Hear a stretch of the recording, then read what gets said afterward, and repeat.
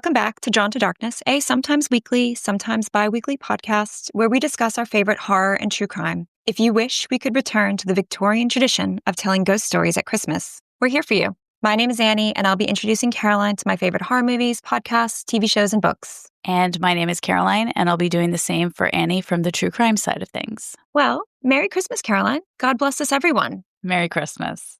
And happy Festivus. For the rest of us. Yes, absolutely. What's your favorite Christmas movie? I was listening to a How Did This Get Made, where they had a conversation that really is similar to my feelings. So I just wanted to acknowledge, I'm not stealing from them, but I just was like, I feel the same way when I was listening to it. I loved the Christmas Story marathons growing up. I would watch it for the 24 hours probably. But when I've tried to watch it in more recent years, I'm like, so much of it is really offensive and doesn't age well. It did not age well. So I'm going to have to retire it and go with a probably controversial pick, but I would say Die Hard. Die Hard. Oh, yeah. Die Hard's so good. Die Hard is a Christmas movie. It makes me feel Christmassy. It is an integral plot point. It's Christmas. For the movie. Yes. I don't know why this is a debated topic. Case closed, as far as I'm concerned.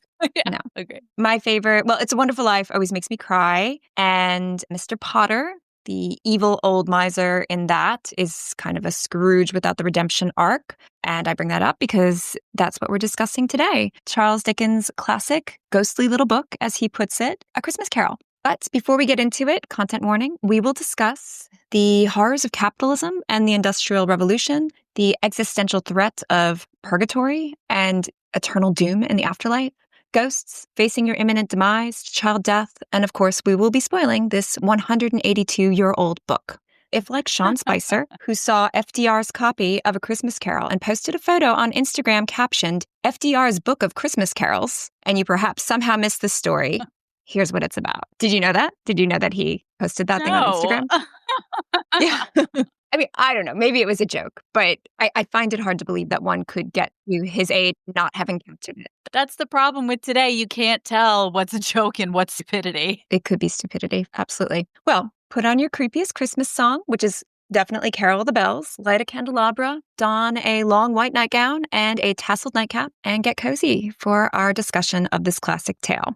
Published in 1843 and an instant bestseller, Dickens begins A Christmas Carol by informing us that Marley was dead as a doornail, and had been for 7 years. This makes his ghostly appearance in the door knocker at the home of Ebenezer Scrooge, his former partner, all the more upsetting on Christmas Eve. Ebenezer Scrooge is quickly established as a lonely cheapskate, a cruel boss who hoards both coal for the fire and money, and naturally hates Christmas and everything it stands for. He rudely refuses his nephew Fred's invitation to Christmas dinner, rebuffs carolers and charity workers, and only begrudgingly allows his clerk, Bob Cratchit, Christmas Day off, all while repeating the saying he made famous, bah humbug. But he has a chance at redemption because on that cold and foggy London night, the ghost of Jacob Marley, who you may remember is dead as a doornail, arrives dragging the chains he forged in his lifetime of cruelty and greed, warning Scrooge he will be visited by 3 spirits. Scrooge is unsettled but skeptical until the first of the 3 spirits appears and whisks him back to his past, where he sees himself as a lonely and neglected child at boarding school, young and in love, and ultimately the moment he let that love go, choosing money instead.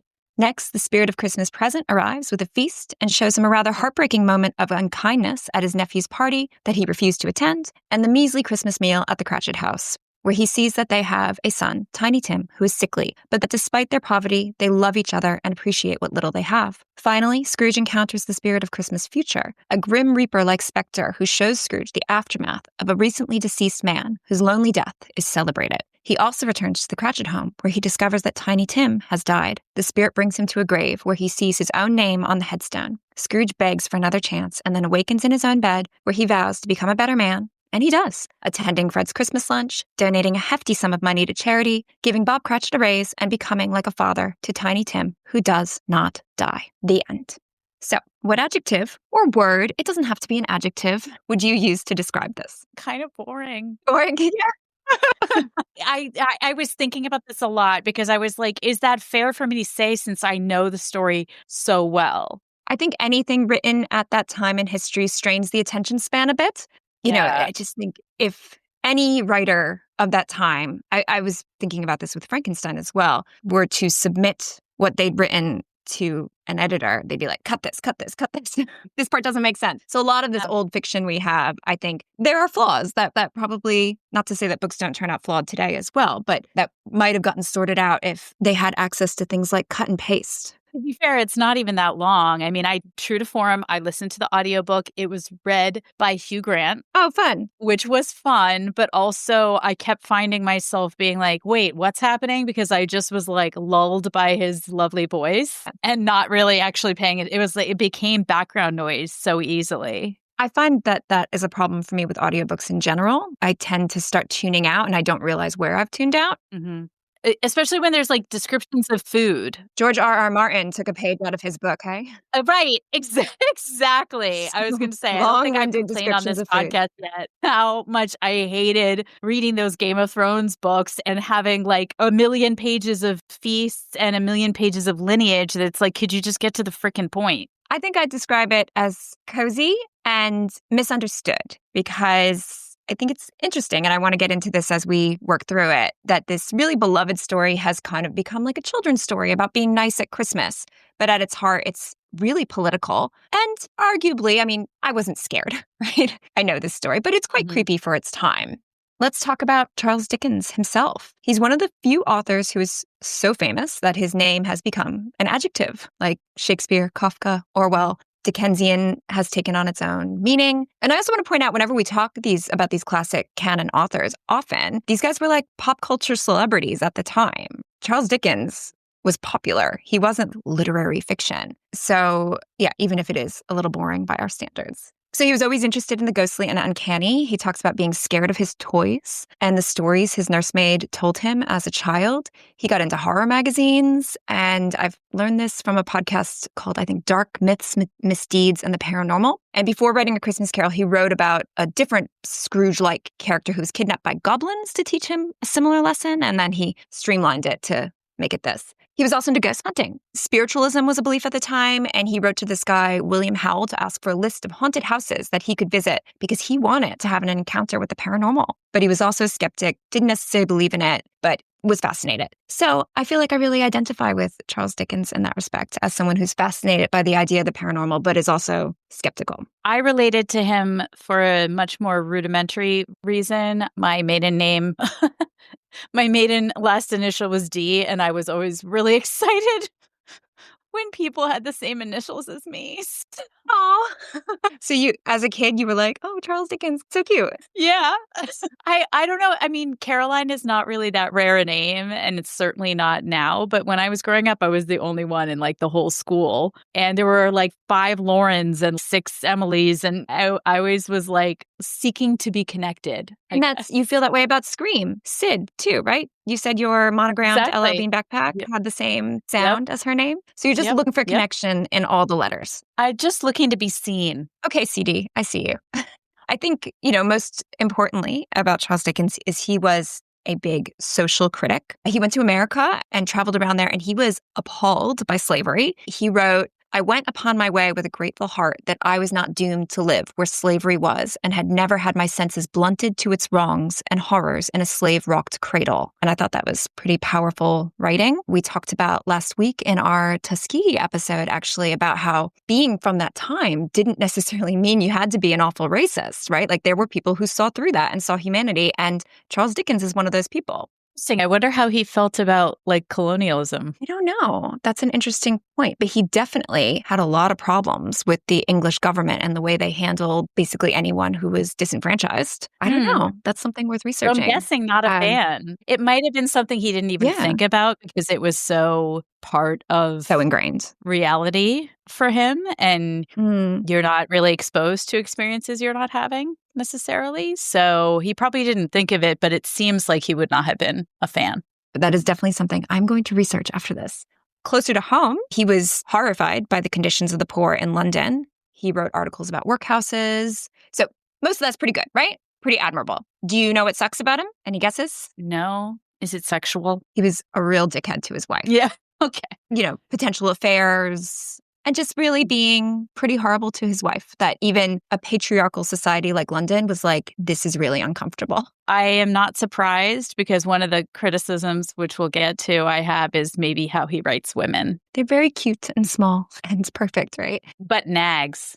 Yeah. Well, I think when he was writing this, he and his wife were not at odds yet. But in 1858, which is about 15 years after this came out, Catherine, the woman who had 10 children with him, discovered a bracelet meant for the 18-year-old Ellen that he was maybe having an affair with, maybe just infatuated with. It seems to be debated. I'll leave that to the Dickens scholars. But does that remind you of anything? Discovering a bracelet meant for another woman? How Love Actually. He Love Actually'd her. Absolutely. Mm-hmm. And apparently, from what I read or what I listened to on a podcast, he made her go and give the bracelet to the other woman and be like, oh, this is not for you. It's for her. Go deliver it. Terrible. He blamed her for having too many kids. Takes two to tango. Despite his irritation with his number of children, he got custody when they split up and wouldn't let her see the kids. He also tried to have her committed. Very yellow wallpaper, Henry VIII to turn on a wife like that. So terrible to her. And Godfather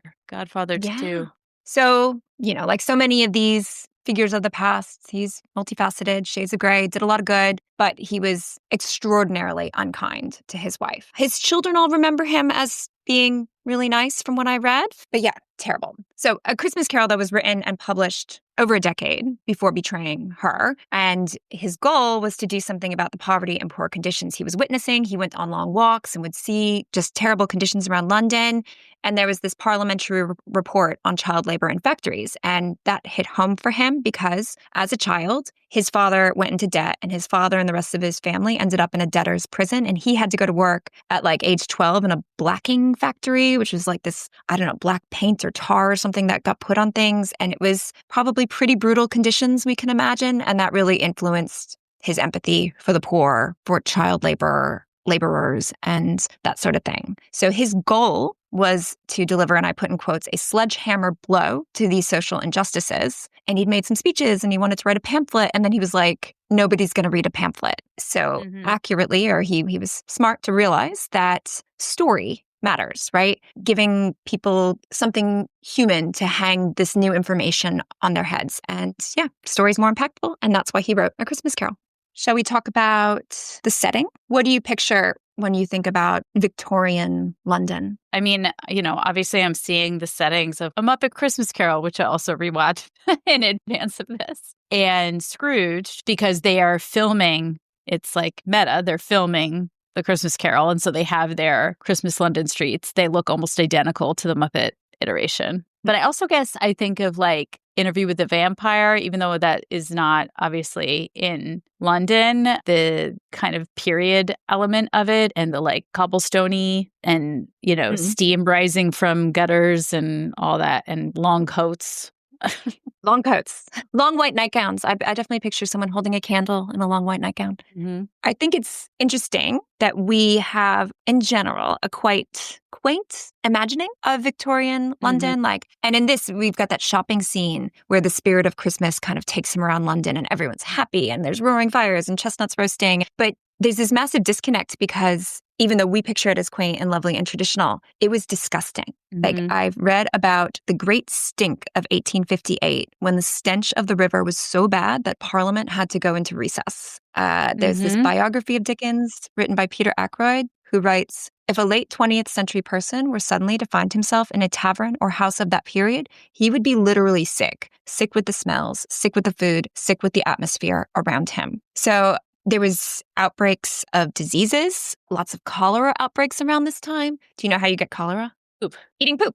Absolutely. They were all eating poop because there was just shit everywhere and it was just going into the rivers and that's where they were getting their drinking water. So it smelled like shit. People were ingesting shit. It was not nice. Yet we look at them up at Christmas Carol and we're like, oh, a Victorian Christmas. Yeah, that reminds me, there was an earlier episode we did that I was mad at myself. I forgot to recommend a show called Time Bandit, which Lisa Kudrow's in. It's this like 10, 12-year-old boy from England who time jumps. I think it's Taika Waititi. I always mean to look up his name. Love him. But I think he is like the producer, executive producer, him and Jermaine Clement. Also, That's a good What We combo. Do in Love the those guys. Shadows. Yeah. But yeah, they go to meet Mansa Musa, and he's like, I came from London, and they're all like, where the disease is. Like, they're all like super grossed out. And they're like, aren't you really poor and dirty and like covered in shit?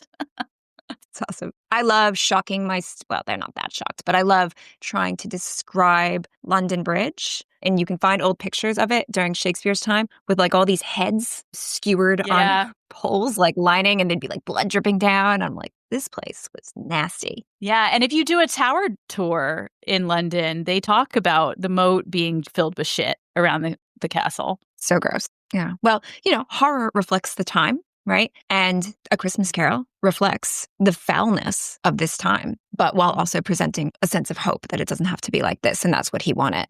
I found this other quote: "The ways were foul and narrow, the shops and houses wretched, the people half naked, drunken, slipshod, ugly. Alleys and archways, like so many cesspools, disgorged their offences of smell and dirt, and life upon the straggling streets, and the whole quarter reeked with crime, with filth and misery." I can't remember if that's from A Christmas Carol or just some other writing by him, but he has a lot of writing where he's just trying to get, he's trying to promote social change, being like, people should not have to live that way. Another legacy of this is the popularization of Christmas traditions. And the words bah humbug. Bah humbug. Yeah. You know what I want to say more? I'm going to say make merry. I was thinking, like, next time you're hungover, you should be like, oh, I was making merry last night. Make merry with us. That's something we don't see. But I also really liked, he wrote his dressing gown was hanging up, quote, in a suspicious attitude. Ooh, what does that mean? Okay, so another thing that has changed meaning over time, when did our definition of intercourse and horny change? Because the middle school boy in me definitely laughed when I think he said, at the end, he had no further intercourse with spirits. Yeah, I'm a person who consistently laughs at when people say duties. Yeah. Did you laugh when the lighthouse keepers clasped each other's horny hands? Or were you dozing out at that part? I might have been dozing out. I don't remember that. Well, yeah, this was the imagery of Christmas that he presents in this book. Like, everyone's jovial and laughing heartily. The fruit is plump and juicy and everyone's reveling. It smells like cinnamon. Like, this is our Christmas imagery, which I have to say makes Christmas in Brisbane, in Queensland, in Australia really tough because it's not like this at all. And I feel like Christmas is nice here. Like, we have mango salads and cold ham and we get hot and sweaty and go swimming, but it doesn't feel like Christmas because I grew up in New England on this tradition. So I feel like we have this Christmas inferiority complex here because of, this book has made that sort of Christmas canon. So, you see on shop windows, people will have like fake frost, even though it's 100 degrees out. It reminds me of when the Walsh moved to Los Angeles and then Jim Walsh made like fake snow for Cindy. Oh, because it's never that cold there. No. This was around the time of the popularization of the Christmas tree, because even though Prince Albert and Victoria, they weren't the first to have a Christmas tree, there was a photo that came out. Also, I think it was maybe the same year or the year after that A Christmas Carol came out that the first commercially produced Christmas card was sent. So thanks, Dickens, for that chore. At least he didn't create Elf on a Shelf. Oh, God, I know. Do you still send Christmas cards? You know I do. I know you do. I'm very impressed that you maintain yours that. Is already in the mail.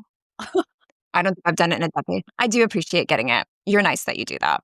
This was also a time when kids would be grateful to get an orange for Christmas. Do you think your kids would be happy if they received an orange and only an orange on Christmas morning? No, but my mother grew up under Iron Curtain, Eastern Europe, in Iron Curtain, Hungary. So it actually was a tradition of ours in America to have off-season fruit on Christmas Day, because that was something that was totally unheard of for my mom her entire life until she came to America. And she was like, you can get whatever fruit you want at any time of year. And so that's a tradition. We always get off-season fruit. That's nice. I don't think my kids would appreciate it because I put an orange in their lunchbox most days and half the time it comes back uneaten. So I think they need a little dose of Dickensian want to appreciate what they have. Yeah. I don't know if I would have cared if my mom wasn't like, this was impossible for me, Yeah. Another thing is this was a time when 12-hour days were the norm. And it was not an expectation that you'd get Christmas off, which makes Scrooge's reluctance to give Bob Cratchit that day not quite as sacrilegious as it seems to us. This was a time also when people believed in ghosts and they loved telling ghost stories at Christmas. You have asked in the past, why do we always imagine ghosts in like the 19th century, Victorian, Gothic? And it's because so many of our ghost stories come from this period in time. So why were people so interested? There's a theory that it was caused by basically carbon monoxide poisoning or something, that lighting was often provided by gas lamps, which have been implicated in the rise of the ghost story, that the carbon monoxide they emitted could have provoked hallucinations. So perhaps more people were seeing things that weren't there. Isn't that interesting? That is. I love that. Not that people were getting poisoned, but I find it interesting. Yeah. I love that they didn't die. I mean, it's sort of like... Probably they did, right? Oh, probably people did they die hallucinated first and then died? Or we only know of the hallucinations from the ones who survived. Like if you died of carbon monoxide that's what I mean. poisoning. Yeah. Sorry, that's what I mean. Like, I like hearing about a carbon monoxide poisoning that didn't end in death because I don't feel like that's a thing. No. It's like if you have a ghost story to tell after, that's a good sign. Yeah. Some other beliefs at the time that impact this is the belief in purgatory, heaven, hell, that you could end up kind of in some kind of eternal torture. People genuinely believe that. This was also a time when Malthus was talking about population control.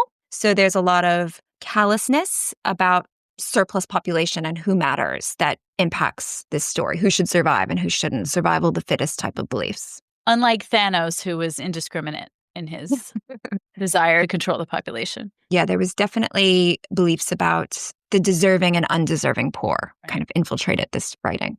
Oh, another popular belief or popular fear at the time was spontaneous combustion. You know the way like 80s kids were like worried about quicksand and Bermuda Triangle? Apparently like industrial age Victorian people were really worried about spontaneous combustion. And he kills off a character in Bleak House that way. And it's mentioned in A Christmas Carol, which is why I bring it up. Yeah, I only became aware of that and afraid of it from Spinal Tap. Okay, yeah. And realistically, it's like this is a time of candles and gas lamps. Like if somebody burned up and everything around them didn't burn, which has happened, there's probably a scientific explanation for it. But it's another thing that people were concerned about back then. Interesting. Okay, some fun facts. We talked about how FDR loved this story already. And as a politician, I think he lived it more than others. Certainly in his time period, too. Or his That's time period. like Yeah, not a stretch. He was in Annie, after all. Yes. And Daddy Warbucks is a bit of a Scrooge figure, isn't he? Yes, he is. Scrooge only says bah humbug twice. Did you notice that? Yeah, but it's pretty significant. Yeah. Funny enough. Same. He says good afternoon 5 times on one page, I feel like, to dismiss Fred. Maybe that should be his catchphrase. This is like good afternoon. I said good day. Yeah. So humbug means hoax, tricks, or deceiver back then. So I guess he's saying Christmas is a hoax, a fraud. There's this false jolliness when the world sucks. Perhaps there's an element of truth to that and toxic positivity to Christmas. That's interesting because when I Googled it, it said that it meant nonsense as opposed to like a hoax, sort of like a whatever, almost not even deserving of the level of hoax, you know? Yeah, well, I guess it certainly evolved in that direction, right? Like bah humbug, like that's nothing. But maybe originally, I was trying to look up like what did humbug mean at that time, and that's what I found. Yeah, interesting. He wrote it in 6 weeks, and it was released on the 19th of December, which is a few days from now. So it's almost its anniversary. Sold all 6,000 copies of the first edition by Christmas Eve. So this was a hit, a bestseller. And there's so many adaptations. You mentioned watching the Muppet A Christmas Carol. Is that your favorite, or do you have any other favorites? I think Scrooged is my favorite. Like I said, I saw that in the theater with my whole family, which is a rare thing. And so it was a significant memory. And I remember also really loving, who was it, the Ghost of Christmas Present, who's in Princess Bride. She keeps beating him up. I didn't like that she was beating him up, but I loved her laugh and her. Oh, Carol Kane. Yes. Yes. I'm not a huge Scrooged fan. It's funny because we're such Bill Murray fans in our family, like Groundhog Day, Lost in Translation, Ghostbusters, of course. Ghostbusters? Meatballs. I actually was not a Bill Murray fan growing up, but I love Scrooged. Yeah, see, we're the opposite. We like watched every other Bill Murray movie, I feel like, except Scrooged. Yeah, I'd seen it, but I didn't really remember it. Apparently, Johnny Depp is going to be in an upcoming Scrooge. God. Which I'm not. I am so sick of Johnny Depp. That's exactly how I feel about Johnny Depp. Ugh. Like, I don't need to see him in anything else. I also think he has 3 characters and he just recycles them. His fear and loathing is the same as his Captain Jack Sparrow. And the third one is his blow character or whatever. And that one was good. But the other ones I'm just like, yeah, enough. You've made enough money. Also, I've kind of held a grudge against Johnny Depp since he brought his dogs illegally to Australia. Do you know about that? yes, I do. And he got in big trouble. Right. And I think Amber Heard was a problem, but he's not a problem. I don't know what happened there. I've heard multiple things. They sound like they're both jerks. They do. I am, however, excited.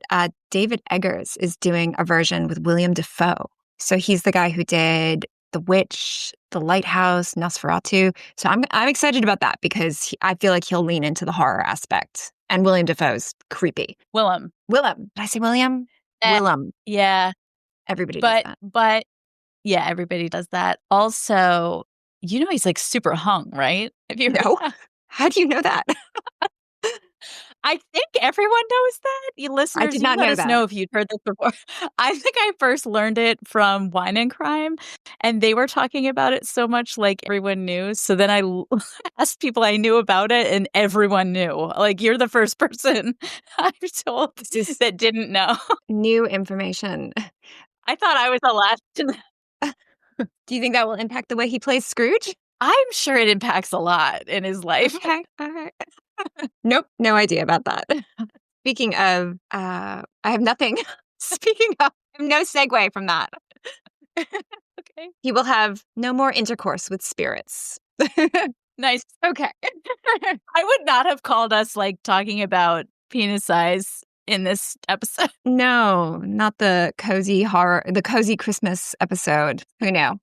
Okay, one more fun fact. Scrooge at one point is perplexed by Bob and Fred's Christmas spirit and jokes, "I'll retire to Bedlam," which refers to Bethlehem Royal Hospital, which is an asylum known for chaos and inhumane treatment. So that's where we get the term Bedlam. And I wanted to know about the expression "dead as a doornail." It comes from Henry IV, Part 2. So that is the first use of that phrase. One thing I want to point out is the power of 3. We see this in so many fairy tales: 3 wishes, 3 little pigs, 3 wise men, 3 blind mice, 3 fates, 3 witches in Macbeth, Father, Son, and Holy Ghost. So I thought, he's kind of tying into that tradition of storytelling. Yeah, it's also recommended in speech writing. Yes, 3 is very important. I mean, that's why we have the 5-paragraph essay, 3 body paragraphs, which I always tell my students. They don't have to stick to. It's like, it's yeah, and it's in 2 layers because it's sort of like tell them what you're going to tell them, and then tell them what you told them, and then have 3 points also. Yeah. So it's like multifaceted in speech writing. Power of 3. Either way, 3. Go 3. Not 6, 7. All right. I probably that was dumb. All right. No, I liked it. Should I leave it? Stupid 6, 7 joke? Yeah. Okay, why not? It's just the way I think now. Kids have taught me to be just on the lookout for 6, 7 because they laugh. Like on my last day of class with my year 11s, only 6 of them showed up, right? Because a lot of them are international students. They're just off. And I was taking attendance and I was like, wow, there's only 6 or 7 of us here. And they lost it. Like they thought it was so funny and it was so lame. But yeah. So they have like reprogrammed my brain to be thinking about 6, 7. Okay, let's talk about character. Scrooge. Throughout our previous episodes, we've talked about the themes of redemption and atonement a lot, whether it's Chief Brody atoning for the death of Alex Gittner, or the reporters in Spotlight who buried the story, Ronan Farrow in Catch and Kill regarding his treatment of his sister, Riley in Midnight Mass. But I think maybe Ebenezer Scrooge's arc is one of the greatest redemption stories we've covered. One thing about Scrooge, he drank iced coffee before it was cool. And he doesn't do it because he's likes iced coffee. He's not going to Dunkin' Donuts. It's because he can't be bothered to spend the money on cold, probably to heat up his coffee. Right. He doesn't want to spend the money. Yeah. I do wish I could sleep like Scrooge. He gets visited by these ghosts and then immediately passes out again. I would be up all night. Just the fact that he fell asleep in the first place, that was my first thought when it was like he eventually fell asleep at 1 a.m. and I was like, 1 a.m? That would have been 4. Yeah. No. One thing wakes me up. I'm up for the night. I've been up since 4 a.m. already. But yeah, and if it's stressing me out, certainly I'm not falling asleep. If I've been visited by a ghost, which he has at that point, Jacob Marley has shown up. Yeah. He's seen him in his door handle. Yeah. Not going to sleep. No. What do you think is Scrooge's biggest jerk move? It's hard to pick. I mean, I think the whole "you get to rob my pockets at Christmas" is Mm. pretty Dick. You know, Yeah. like, because a lot of the other stuff, it's like he doesn't know what Cratchit's home situation is. Not that he would have necessarily cared either way, or not that it isn't his own fault that he doesn't know about it because he never bothered to ask or care. But in like a single action way, I would say that the surplus population comment is rough. I love the way the Ghost of Christmas Present brings that back on him. Yeah. That's a great moment. Yeah, me too. It is actually one of the best moments of the Muppet version is when, because Mm. the Christmas present guy is so cheerful and joyful and love everything out of his mouth is such like sunshine and roses for him to deliver it. It's pretty brutal. And you can see it in Michael Caine's theatrical expression. I love that movie. I think for me, Yeah. it's just like a throwaway line in the beginning. It talks about how he always leaves the door open so he can like watch Cratchit. So like the door between their offices. I've had bosses like that are micromanaging and just watching your every move. I had a boss that like hit me once because I was working at this hotel and I was sitting while I was having a chat with a customer. I was like sitting at my computer and she always wanted me to stand up when I spoke to a customer. And she actually like smacked me on the back in front of this customer to remind me to stand up. It was terrible. So that to me, the open door to watch his employee was one of the moments that was like, oh, I hate that. I mean, he's such a grump. He's that human personification of greed. He's joyless, lonely, cruel, the miser. But, as we said, redemption at the end, he's chuckling. Everything's glorious. He became as good a friend, as good a master, and as good a man as the good old city knew, or any other good old city, town, or borough in the good old world. And isn't that a better legacy than being a trillionaire with a chainsaw? I guess my problem with this arc is, first of all, the speed with which it occurs, which is not remotely realistic, although many other aspects of the story are realistic, including the asshole boss. He really needed it to impact him personally before he seemed convinced enough to care. And that's very, I have a daughter, and so I understand women, like it's just, it absolutely. shouldn't need to impact you directly for you to give a shit. Yeah, the ultimate thing that pushes him over the edge is his own death and the way it is treated. Which he should not have been so surprised by. I'd like to think it's more about Tiny Tim. Yeah, I think he's being deliberately obtuse in that moment.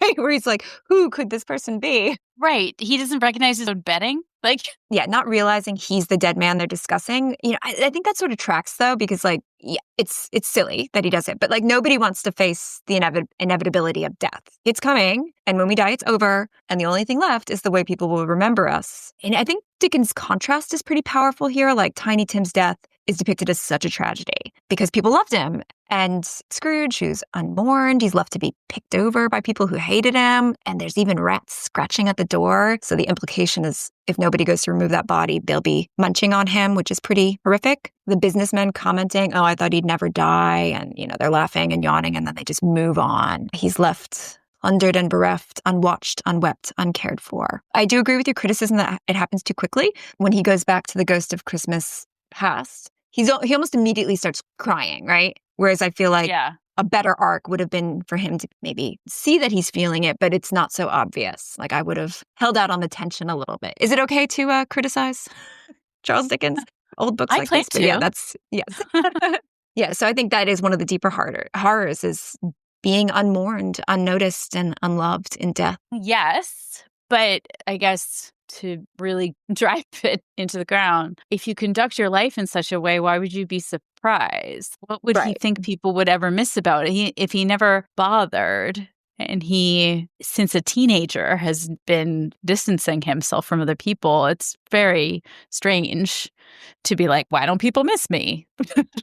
Well, yeah, and he even says that about one of those businessmen, like, this is somebody he held in high regard or something along those lines. Like, he would expect that person to like him and be sad about his death, but he isn't. Do you feel bad for him at all? No, not at all. Not for a moment. It's all very lonely and dreary. And I like Fred's comment that his wealth is of no use to him. He doesn't do any good with it. And right. I think we've talked about before, giving actually makes you feel better, right? So aside from the actually doing good, psychologically, we feel better about ourselves. We feel satisfied if we help others. Right. And I guess one other thing that I was sort of, I guess, disappointed about in finally reading the book is I think my third note is like, why is he like this at Christmas? Like, is there some origin story? And then the origin story we get is that he decided to be doing schoolwork. Like, nobody was even making him do that. I think his father wouldn't let him come home at Christmas because the sister comes at one point and is like, I've convinced father, like, you can come home this time. So I think normally his father was like, no, you stay there. Oh, I totally missed Hugh I'm Grant. pretty sure. Shouldn't be such a lullaby with your voice. I interpreted it as dad's a jerk and wouldn't let him come home. And the only person who gave him any love was that sister. And then she dies giving birth to Fred. And so I think he resents Fred for that reason. That's one way to decide to deal with that tragedy. Or you could like embrace the only living aspect of your sister left on Earth. That would be a better way to do it, isn't it? Yeah. Yeah. And Fred's so nice. I like Fred. I like the description of him as being a man blessed in laughter. There's something along those lines. And that he had this infectious laugh. And then at one point, one of the cousins or women at that party kind of makes fun of him and he just laughs. Right? So he's like a nice guy to be around. Mm-hmm. We've talked about before Save the Cat, which is the kind of beat sheet that a lot of movies follow. A side character states the theme early on. And I think Fred serves this role. He talks about how, you should be a nicer person, like from the very beginning. And then obviously that comes back in the end. Should we talk about Marley? He is the example of what could have been for Scrooge, an eternity in chains. I don't think I said yet that my favorite version of A Christmas Carol is Mickey's Christmas Carol. Do you remember that one? Yeah. It's like half an hour long. This is the one that, led to Scrooge McDuck, right? Swimming in his pool of gold coins. But so we had this on VHS. I think we had like some random Smurf Christmas special. We had the Claymation Rudolph, the 1950s or 60s Grinch, and we had Ewok Adventure on the same VHS, I think. So now I always associate Ewok Adventure with Christmas, even though it has nothing to do with Christmas, because we had the commercials and they were all Christmas commercials in it. Yeah. But Jacob Marley showing up in that door handle and spending an eternity in chains as a, Catholic who grew up fearing eternal damnation. I've always found that pretty scary. Yeah. As a person who grew up Christian, but we never talked about hell or anything like that, I actually don't know if it's relevant. But my point is going to be, why is Marley less important a soul to save than Scrooge? I was like, what? Why didn't he get the three ghosts treatment? Right. Logically, I understand it's for the sake of the plot, but in a much more empirical sense, I guess. I was like, I don't get it. Why would you choose this soul to eternally damn and save this other one? Well, I think we can look at the Bible. God has never been fair, right? There's always stories of who's chosen and who's not chosen. But yeah, it's not fair to Marley. Yeah, which makes me suspicious of God. If we're going to have three ghosts or three spirits, technically they're not ghosts, I guess, because fun fact, they were never alive. So there's a spirit or entity, but a ghost is technically a dead human spirit. But anyway, if you're going to offer the three and then they can make their choice. Yeah, so he is doomed to wander through the world. I wear the chain I forged in life, link by link. Again, I'm not scared of it now, right? I didn't find anything about this scary, but the imagery at this time and the fact that people believed in this stuff would have been pretty haunting. It reminds me of that Black Mirror episode, White Christmas. Have you seen it? I think I may have asked you about it before. I've only seen San Junipero. I want to cover it on this podcast at some point. This is kind of the idea that your consciousness could be put in a situation of eternal torture. Mm-hmm. And it's really haunting. And so I want to cover it maybe next Christmas. That could be our Christmas special. I think one of the, the scarier moments for people in this time is Marley and the door knocker. And in Twin Peaks, doesn't a character end up stuck in a door handle or a doorknob? Does that sound familiar? I think so. Yeah, it does. That is something that has always stuck with me from Twin Peaks. This image of this, it's a woman, and I can't remember her character, but she's screaming in a door handle, and the implication is she's going to be in there forever. I can't remember now. I remember the room being a weird situation, and the owls are not what they seem. That's the biggest memory I have. There's also a creepy description of Marley's jaw, that his jaw hangs down when it's unwrapped. I think mouths doing unnatural things is a deep fear that humans have that is explored in a lot of horror movies. I recently watched Bring Her Back, and there's so much mouth horror that it just made me think of that this is kind of 10 steps up from the mouth horror we see in A Christmas Carol, but same kind of idea. Anything else you want to say about Marley? Just that when I think of Marley, I definitely think of Marley and Marley. Ooh. I forget that there's only one. The original. Yes. In the real life, there's only one. In real life, no. In the original, there's only one. No Yeah, real life. in real life. Is this real life? Is this real life? What about Fezziwig? What did you think of him? Oh, yeah. Fozziewig. Oh, yeah. That's the Muppet pronunciation? I was going to say, is that the way Hugh Grant pronounced it? No, I think I was dozing off during the Hugh Grant's portion on Fezziwig.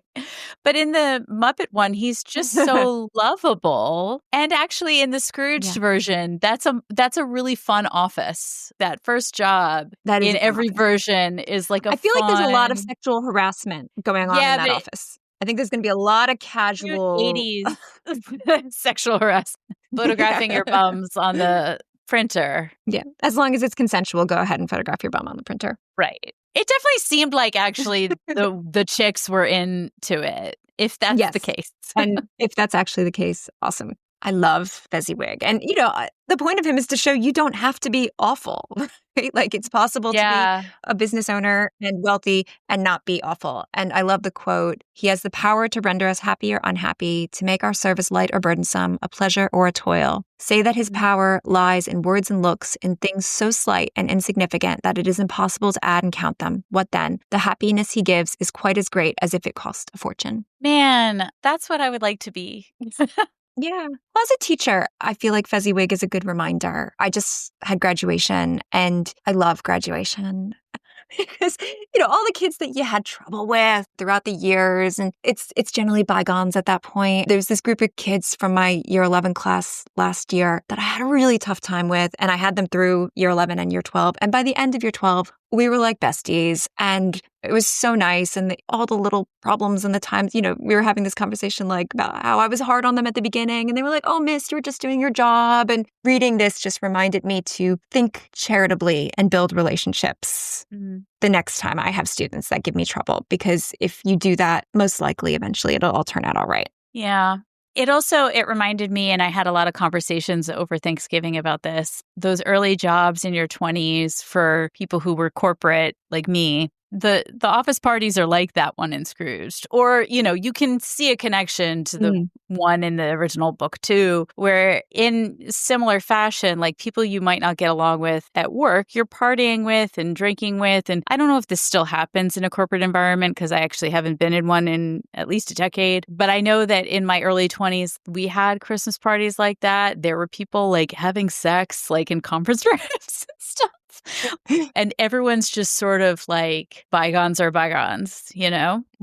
So that's, I guess, what the Christmas spirit is good for. I had a boss like Fezziwig. So, as is unfortunately the case in America, a lot of people get 10 days leave, maybe. And that was the case at this job. I had 10 days leave. But he would notice if you had like a rough week and worked really hard, and he would be like, why don't you take a week off the books? And he wouldn't tell upper management. We would all, like the remaining people, would work together to cover the person who was off. And he would just make sure that every once in a while, everyone got a week off the books. And boy, did I love him for that. Mm-hmm. I had a boss, and I then did this same practice thereafter where like I worked at a place where you had these categories of days off, and you had an additional 10 days off for family time off. So, and you have a kid who has a dentist appointment, you shouldn't have to use your sick days or your PTO for that. Or if you had an elder parent and you had to have an appointment with your elder care team. And while I completely appreciated that as a sandwich person, it also meant that there were people on my team or colleagues that were being paid less by the hour because they decided not to reproduce or because their parents weren't sick. And I'm not down with that,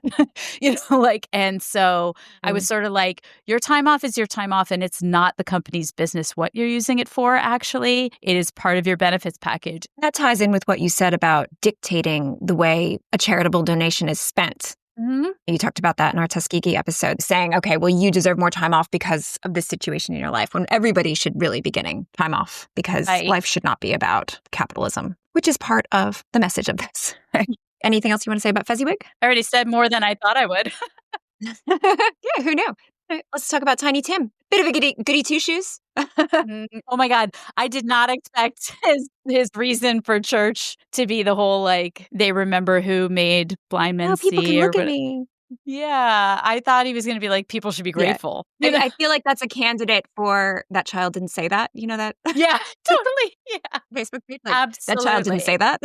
that. Yeah, absolutely. Yeah.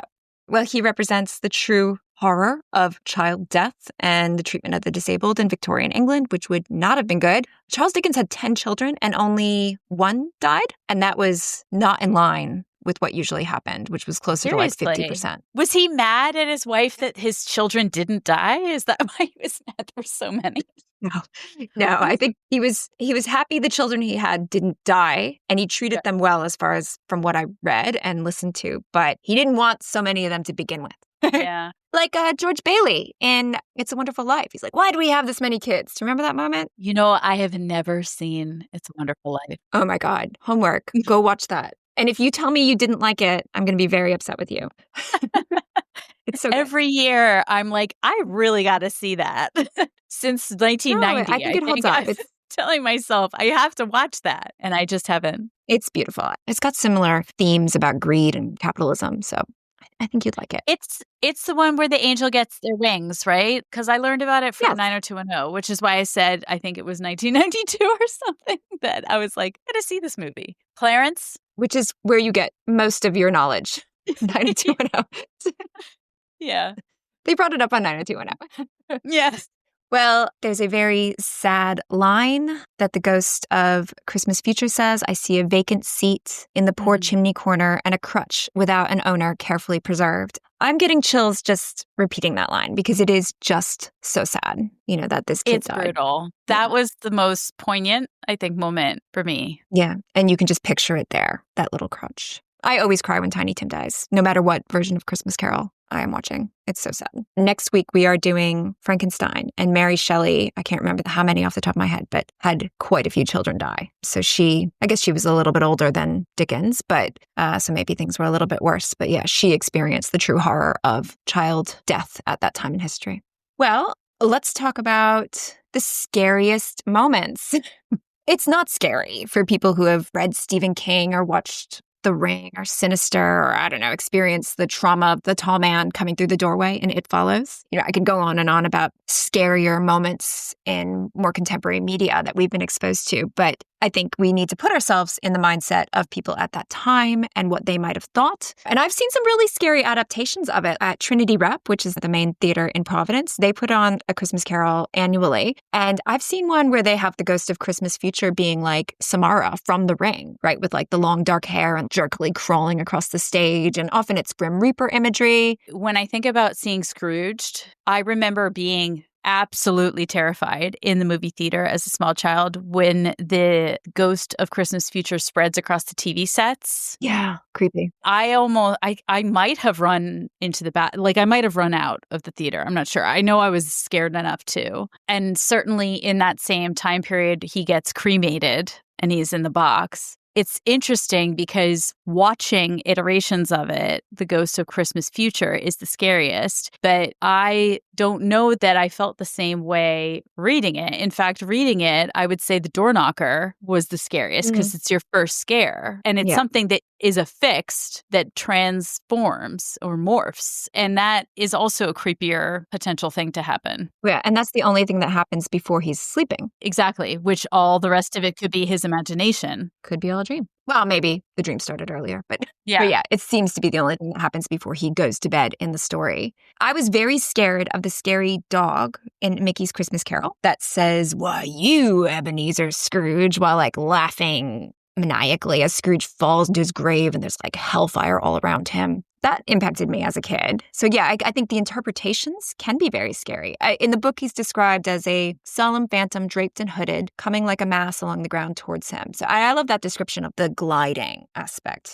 It was shrouded in a deep black garment, which concealed its head and its face and left nothing of it visible, save one outstretched hand. That imagery of the outstretched hand pointing, because that's the only thing he does, it's silence, is pretty creepy. Yeah, it's creepy he doesn't speak. Because it's uncanny. It's like we're supposed to talk, right? Like talking breaks tension, and it never breaks the tension. And obviously it represents that deeper horror of death and dying, unmourned and unnoticed, as we've already discussed. Obviously, the Ghost of Christmas Present isn't scary. I feel like he's almost pagan. Just the feast and abundance of all that. It reminds me of the fairy feast in The Hobbit and, of course, George R. R. Martin books. I like that he says, come in and know me better, man. Like he's just welcoming immediately, like a warm embrace. Yeah, and that whole kind of gliding around the world at Christmas, that trip he brings him on is, it's all these different snippets of joy. Mm-hmm. So yeah, there's nothing scary about M. Though he does provide probably the sickest burn that we talked about already. The sickest burn and the saddest line of Tiny Tim. It is such a contrast to everything else about his character, those two bits. And so they're very impactful. Yeah, very effective.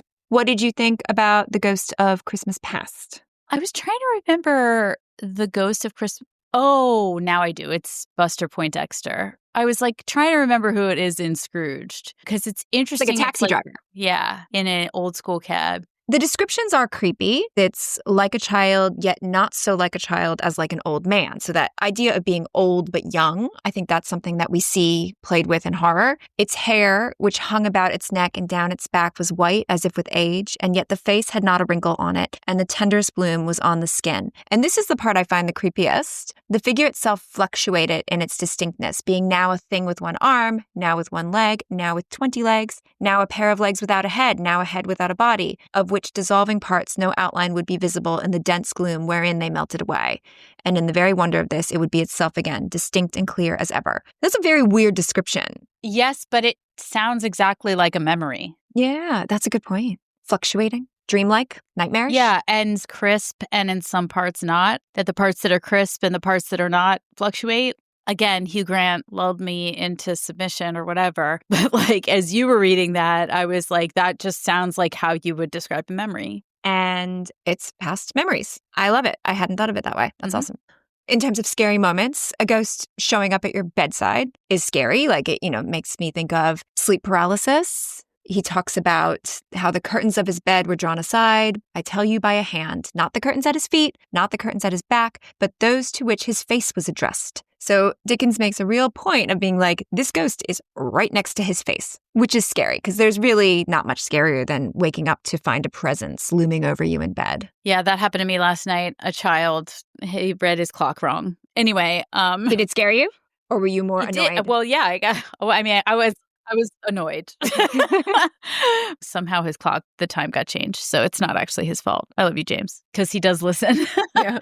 What I was going to say, how did you feel about beds with bed curtains? Did you have any strong opinion of that? Well, it was never something that was on offer. I remember being quite impressed of course. by anyone that had a princessy bed with like some kind of netting or drapery. Because I knew people who had those. I never had it, though. I was obsessed. I loved it. I wanted one so badly. And I don't know if you remember this, but senior year, I hung a thing. I mean, I bought from Target one of those mosquito net netting kind of versions. But I was just like, this is my bed in my first rental, and I am putting a bed curtain up. Okay. Luckily, no specter pulled it aside to stare at you in the middle of the night. No, only the one that creeped on you when you fell asleep. Yeah, the chair leg. Yeah. Well, I think the other, more disturbing aspect of it is ignorance and want, the two children. This part is often cut out of adaptations. Is it in the Muppet Christmas Carol? I can't remember. The two children, ignorance and want? Yeah. It's definitely cut out of Mickey's A Christmas Carol. A lot of these versions that are meant for children are sanitized a bit, and they don't include that. But that is actually, I think, one of the most impactful parts. Last episode, we talked about the Tuskegee syphilis study, and I quoted this 1981 New York Times article about all the cuts to programs that help people that sounded like it could have been written this month. And that speaks to the dangers of ignorance and not learning from history. I think Dickens is saying that ignorance is worse because he describes them, lots of lists of adjectives in this, I noticed, but he describes them as wretched, abject, frightful, hideous, and miserable, as well as yellow, meager, ragged, scowling, wolfish, but prostrate too in their humility, where graceful youth should have filled their features out and touched them with its freshest tints, a stale and shriveled hand, like that of age, had pinched and twisted them and pulled them into shreds. He's saying, especially beware ignorance. And what do you think? Ignorance or want? Which is worse? Ignorance. Do you agree with Dickens? Yeah. And that is Scrooge's sin as well. Ignorance of the true suffering of the people around him. He was greedy. But ignorance is a choice. When you're an adult, it's a choice. yeah, I think a lot of us, keep our children deliberately ignorant. Maybe that's not right. But yeah, it's that balance of how much do you show of the horrors of the world without making them think the world is too terrible when it actually is. I don't know. It's that balance, and it's hard to get right. Yeah, no, totally. Yeah. Even within a family, that it would be the same per child. I have one child who, the first time they lost their tooth, asked me a question about the tooth fairy. Then I said, like, what do you think the tooth fairy is? And he was like, I think it's you. Like, and was unbothered. And then another who only last year, at much older age, was devastated to discover me moving an elf. So trigger warning to parents. I don't even know that it's the same per child, but once you're an adult, it is a choice. Yeah, I have an extraordinarily empathetic child who feels emotional distress, like feels pain when she witnesses emotional distress in like a book or media. I think she was really, really bothered by that scene in A Christmas Carol when they're playing the game, that when Fred plays the game and the answer is Scrooge. And it's that really cruel moment. She was like so upset by that, by the look on Michael Caine's face. Yeah, so that child I have to keep things of the world from. I do love that scene because I love when like an old book has some observation like about human psychology that's just still so apt that even though we're in like a totally different time and place, it still rings true. And I think finding out that people are talking shit about you is just as devastating then as it is now. Well, the only other thing I think of in terms of like things that I found creepy or people might have found creepy at the time were the descriptions of the clock striking. And there's this whole bell thing, which ties into our recent Stranger Things season 4 episode. That bells ringing is creepy. And here's my Macbeth reference of the episode. Macbeth says, when he hears a bell ringing, as he's considering regicide, "Hear it not, Duncan, for it is a knell that summons thee to heaven or to hell." So we've got a long history of finding ringing bells creepy. Even though it's when an angel gets its wings, according to 90210. Well, that subverts our creepy bell thing, doesn't it? From 90210. They came up with that. Yeah, totally. Aaron Spelling credit. Aaron.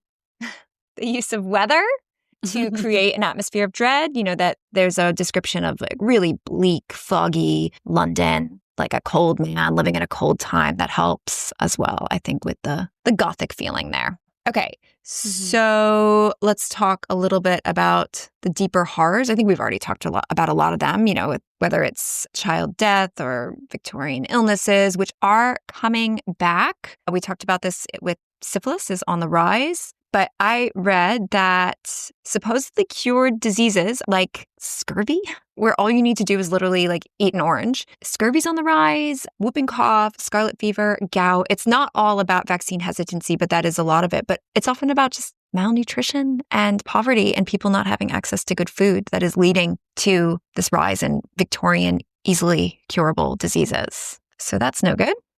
And you're wrong about, they have a recurring saying that is, and it was capitalism all along.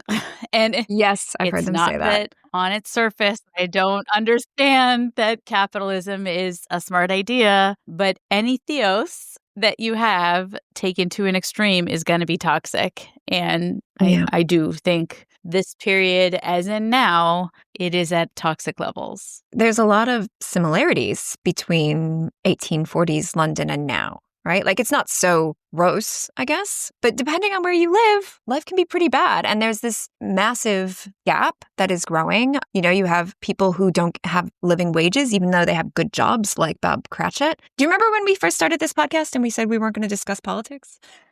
We have utterly failed at that. But the reality is horror is political, literature is political, true crime is political because it reflects who's ignored, who's targeted, who's receiving anger with the world. And Christmas Carol was meant to be political. So it's not just a feel-good movie about the spirit of Christmas and redemption. So as we said, Dickens wrote it with a very clear agenda, clear indictment on the concentration of wealth. And he wanted the upper class to show compassion to the less fortunate. He wanted to warn us off the fallacy of chasing wealth at the expense of life, love, companionship, and to understand the horror of capitalism and greed and lack of empathy. I'm not going to mention any names, but we currently have politicians that delight in cruelty. Yeah. And also, back on my time money converter obsession, I, of course, did a lot of research into some of the dollar amounts that were mentioned here. Like, for example, how much extra does the boy get for getting there fast to ask for the big prize turkey in the window? And it's $22, which That's is not a not bad bad deal. for, an A 8-year-old kid? boy in like a minute. Yeah. Yeah. But I did find in trying to research Bob Cratchit's salary, et cetera, and the cost of living, much with anything, it is actually more complicated than a black and white thing because there's also purchasing power and other sort of elements to keep in mind. Inflation doesn't treat everything the same necessarily. But in 2022, I found that there was this whole claim that Bob Cratchit was destitute but still earned more than the U.S. minimum wage. And was this true or false as a claim? And I found it incredibly depressing that when you search this topic, USA Today's article is called Fact Check. Claim about Bob Cratchit's salary from A Christmas Story is partly false. This whole article goes a lot into why it's so complicated to compare these things and that they're not black and white. Before it does come to the fact that he does make more than minimum wage in the US, unequivocally. They actually don't say that here, but it is a fact. He makes between $27,000 and $41,000 a year, which would be below the poverty line in the US in any instance for a family of 8, but it would still be greater than the federal minimum wage at $14.20 an hour is what he makes. I found the whole fact that this even needed to be discussed incredibly infuriating at this level of debatership. Minimum wage, poverty line, regardless of what exact number economists have decided on. It's not enough money, whether you're talking 20-something $1,000 now or then. And it is more than the poorest people now. Either way, it's not enough money. Well, I think that the fact that Scrooge doesn't just give him a turkey is really important, right? Like he gives him a raise. Mm-hmm. I heard something about some guy who, was like, listen to this and super inspired and like bought everyone in his company a turkey or something like that. And that's lovely. That's nice. Nothing wrong with that. But what is more important is being able to afford food all the time and earning a living wage. Right. And you see all sorts of social media about this too. Like, I don't want a pizza party. I want a living wage. Like, don't give me perks. Give me money. Yeah. So that I can afford my life. I'm looking at all these politicians and their supporters who maybe love this tale and watch it every Christmas, but aren't looking inward. Scrooged updated it for the 80s, and maybe we need one now about current politics, right? Like a politician who's signing legislation. Not with Johnny Depp. Not with Johnny Depp, yo. But yeah, like a politician that's signing legislation that cuts benefits to the needy and allows billionaires to become trillionaires. As Marley said, mankind was my business, and that should be a reminder to our elected officials because we're too close to Dickensian London right now. Another, I think, horror is just the commercialization of Christmas in general. I would love a no-present Christmas for everyone except kids. Let's bake cookies and watch Christmas movies, but cut out the stress of shopping and spending more than I'm comfortable with because I think a lot of people do that because they're trying to meet this ideal that we have in our head of what Christmas should be, which is partly Charles Dickens' fault. Yeah, and I also want to really state publicly, I am for regifting. I don't know why regifting is frowned upon, in fact. If you gave me something I don't need or want and I save it, and then I'm thinking about someone I need to get something for and I have it, why do I need to buy a new version of it? That only benefits Target or whoever. It's associated with cheapness when it should be associated with not contributing to more damage to the environment because you're reusing something. Waste. Right. Yeah. So much waste. Right. I don't have regifts just for thoughtless things. I do keep them until I find a person that I think it would be beneficial for. Otherwise, I would just donate it. It's oftentimes something I've kept because I'm like, I can't really use this, but I have a lot of friends who could, and I'm going to wait for their birthday, There's a sense of shame about it that shouldn't be there. Yeah. Okay. Criticism. I think we've already talked about how I think Scrooge cries too early when he sees his past. I would prefer to see kind of hints. Any other criticism that we haven't already talked about? I was very triggered by the women. It felt very like likable husband and nag wife who nothing's good enough for. Mm-hmm.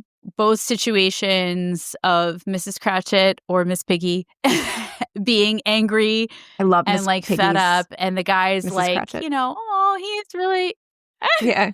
I know, she's so good. But, you're just given this, frankly, inaccurate depiction of reality where the wives are not tolerant and the husbands are super forgiving. I just don't find that's often the case in real human beings. I don't know. I'm petty as fuck. Yeah, but I don't find that, like, every husband's like, they're okay. The husband's like, do I have to hang out with them? Like they're not making excuses for people like that. Often it's the wife who's like, I feel obligated. True. I guess I'm being very gender conformist in my own way. I don't like the message it sends that all the wives are intolerant nags and they end up being wrong in the end. Right. When the men who were tolerant and forgiving ended up being right in the end because he was deserving of their tolerance and forgiveness ultimately. When he wasn't, when they said it, for sure. He wasn't. No, he was terrible. Yeah, he wouldn't have been if he didn't see himself die. My other criticism is, it's a bit sappy, particularly when Christmas Present is flying him around, looking in on all the people who have Christmas in their heart and, they're jolly and filled with the spirit of Christmas, even if their lives suck. It's a little sappy. Do you have questions? I mean, I guess you answered the question about, like, why did he hate Christmas to begin with? I was actually surprised this couple that was deaded, I guess. I didn't remember them being mentioned in kind of any iteration. Yeah, they get cut. And of course, I noticed them because the wife was named Caroline. Okay.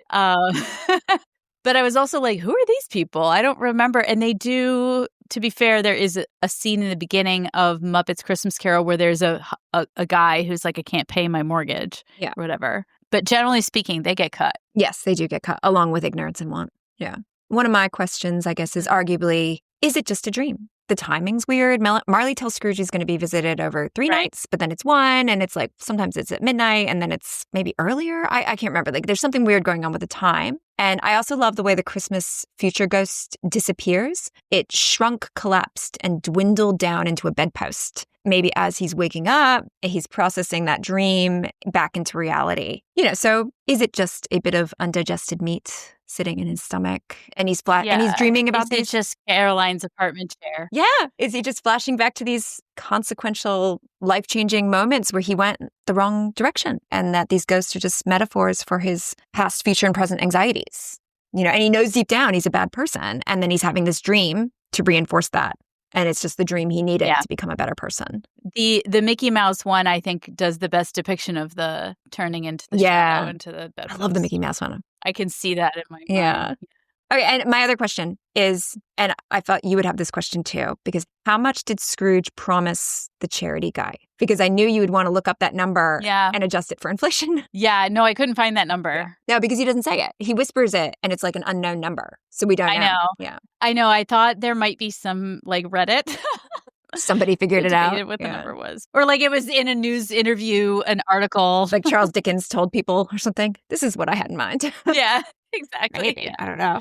Where do you think the ghost of Christmas Present would bring Scrooge today? You would have to tell me who's Scrooge. Yeah, I guess it depends on who you cast as Scrooge. Like I was thinking, like if I were remaking it, I would cast a politician who's doing the wrong thing. Maybe I would bring him to the future, or her. We could cast a woman as Scrooge and see grandchildren experiencing the impact of climate change because he's like passed some bill that's going to allow pollution to be worse. Yeah. Okay. Survival. What do we learn from this? I mean, don't be a shit. Yeah. If you're a business owner, be a Fezziwig, not a pre-redemption Scrooge. And I guess don't just be nice and generous at Christmas. It's more than buying Bob Cratchit a turkey. Support leaders who will do that. New beginnings are almost always possible. If you regret your choices, if you went down the wrong path somewhere in the past, be like the Grinch. Let your heart grow 3 sizes. And I think I said something similar in our Grey Gardens episode a few weeks ago. Like if you've made the wrong decision at a past turning point, pivot. And let's make Christmas scary again and start telling ghost stories on Christmas Eve. From a true crime perspective, you'd have to be like Lacey Peterson. No, it's got to be ghost stories, I think. And her husband wanted to go fishing on Christmas Day. Just one other thing I wanted to point out, I guess, is a few lines that were mildly humorous. A line that made me laugh a little bit was that they were not 40 children conducting themselves like one, but every child was conducting itself like 40. I feel like I've been at events where it feels like every child is 40. It's just like too many kids and it's too loud. Yeah, someone take me to an event where 40 children feel like one. I've never heard of that. Generally, it feels like there are more. And then there's some humor, right? Like there's more of gravy than of grave about you, which reminded me of Mercutio. Ask for me tomorrow and you shall find me a grave man. And the Christmas past ghost points out his pimple. Did you notice that? No. There's this one moment where the Christmas past ghost is like, you've got a pimple on your chin. And it's like, what? Like just this like kind of petty dig. And I was like, what is that about? I would be like, well, your chin keeps disappearing. Yes. Man, so Totally. I think that's everything. What's your palate cleanser? So I flew recently for the holiday, and on the TV, the first thing that came on was the Office dinner party episode, which is one of the top episodes ever of The Office when yes, all over at the condo. Anyway, so I was reminded of The Office in its heyday and wanted to recommend that. But then also another thing that was on the TV on the airplane was Ragnarok. So again, on the Takai Waititi, just so freaking funny. That movie, Jeff Goldblum is just chef's kiss. He certainly is. Better than in Wicked for Good, which I saw and I have strong feelings about. I'm not going to yuck anyone's yum, though. I will keep my mouth shut about Wicked for Good. I haven't seen either Wicked movie. Yeah. No, don't get me started. I'll be obnoxiously negative. I think my puppet? That's funny. I would say that. My puppet cleanser is a Muppet Christmas Carol. Because Michael Caine playing Scrooge as if he were on stage in London is, while surrounded by Muppets, is just pure delight. Yeah, it really is. All right, homework. As we said last week, this is our Christmas special. So the next thing we do will be Frankenstein. So the Guillermo del Toro version. And, there's links to Dr. Brenner in Stranger Things, Mad Scientist. This is our Mad Scientist streak. So check that out. We had the Summer of Religion and now the Mad Scientist streak phase. All right, what recommendations do you have? Okay, so, I mentioned Scrooged, obviously. I also really love holiday episodes of certain things. A lot of times I hate holiday episodes of things because it just takes you out of the plot. But there was a Roseanne marathon also in the hotel room, which, again, Roseanne the show, not Roseanne the person at present, but they were playing all of the Christmas episodes of Roseanne, which are all really good. The 90210 holiday episode is really good. Some of them can be great. Think of your old favorite 80s sitcom or TGIF sitcom and find their Christmas episodes. I also, when you were asking about favorite Christmas movies, my favorite holiday movie of all time is Home for the Holidays. It's technically a Thanksgiving movie, which is behind us, but it's Holly Hunter and Robert Downey Jr. and Dylan McDermott. It has Charlie Chaplin's daughter is in it, and Bancroft is in it, Claire Danes. It's such a lovely holiday movie that is definitely makes you remember a certain time. I've never seen it, but I love Claire Danes. So, yeah, she has a very small part in it, but she is in it, and it is during My So-Called Life time frame. I also was reminded by Ignorance and Want of the Phantom Toll Booth, which I might have recommended before or at least mentioned that my family listens to the Phantom Toll Booth on Audible on long car rides. It was a substitute teacher day movie that I watched a lot growing up and found the book with the kids and we really like it. And the reason I was reminded is there's the sisters Rhyme and Reason that are banished. So I wanted to recommend it. It's a good family if you're listening to something with your family. And that's it. Okay. Well, for old-fashioned Victorian era stories around Christmas, The Little Match Girl, which is like if Tiny Tim died. Very sad. I remember always being a bit brokenhearted by that one. You could try some of Dickens' other short stories. I listened to The Signal Man. Like a lot of old literature, it strains the attention span, and I think I missed a little bit of what happened because I was zoning out, but it is, kind of creepy in that old-fashioned way. One of my favorite podcasts, Scared to Death, has an annual Christmas tradition of reading an old classic. So if you like that kind of thing, check out Scared to Death Christmas specials. Elf, one of my favorite Christmas movies. Walter Hobbs is a Scrooge who needs to learn the spirit of Christmas and prioritize his family. Of course, The Grinch. If you're looking for a contemporary take on a Dickens classic, Demon Copperhead is really good by Barbara Kingsolver. For fighting child labor, Newsies. Always watch Newsies. Never a bad time for Newsies. It's never a bad time for Newsies. Always good. There's an Australian cult classic called The Castle. And something about Bob Cratchit just being like really impressed with his wife's cooking reminded me of that, because it's about a character who really appreciates everything his wife puts on the table, no matter how ordinary or meager. So it's a really funny movie. Let's see. Parasite, one of my favorite movies of all time for a more contemporary exploration of the gap between the rich and the poor. It's really powerful, and I do want to cover it on this podcast. The Haunting of Bly Manor, because the framing of that TV show is someone telling a ghost story at Christmas. And Charlie and the Chocolate Factory, not the Johnny Depp version, because the structure of this with like this morality message that is gained with each child's possibly gruesome death sort of reminds me of A Christmas Carol, that kind of sequential messaging. Yes, the original is called Willy Wonka. Charlie is the Johnny Depp version. Okay, avoid that one. Well, this is the episode of bashing Johnny Depp, hey? I'm okay with that. Yeah, I'm okay with it too. All right. Well, anything else? Yeah, that was it. All right. Thank you for listening. Please do all the things podcasters ask you to do, like and subscribe, follow us on Instagram, Facebook, or Threads, write a review on iTunes. You can email us at drawntodarknesspod@gmail.com. And please, most importantly, tell a like-minded friend who is also drawn to darkness. And if, like Shirley Jackson, you delight in what you fear, join us in 2 weeks here at Drawn to Darkness.